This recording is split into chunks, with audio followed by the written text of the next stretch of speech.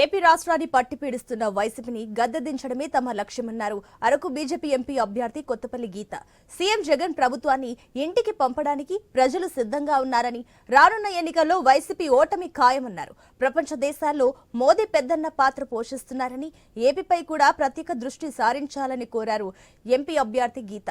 రాష్ట్రంలోనూ దేశంలోనూ వచ్చేది ఎన్డీఏ ప్రభుత్వమే అని ధీమా వ్యక్తం చేశారు.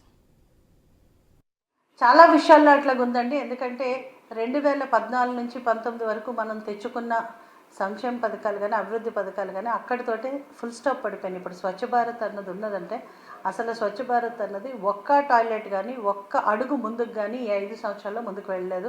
అట్లాగే మనం చెప్పాలంటే అంబులెన్సెస్ మీరు చెప్పినట్టు 27 అంబులెన్సెస్ ఇవ్వడం జరిగింది. అందులో 3, 4 తిరగడం చూస్తున్నాం. మిగతా అన్ని కూడా కనీసం డ్రైవర్లు పెట్రోల్ కూడా అవకాశం ఇవ్వకుండా అవి కూడా మూలన పడి పాడైపోయిన పరిస్థితుల్లోకి వెళ్తున్నాయి.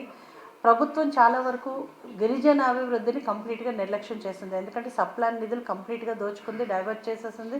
అలాగే ఇప్పుడు వరకు గిరిజన అభివృద్ధికి తోడ్పడిన ట్రైకార్ లోన్లు కూడా ఒక్కటి కూడా జరగకపోవడం మనం చూస్తున్నాం. చాలా విషయాల్లో అట్లాగుందండి.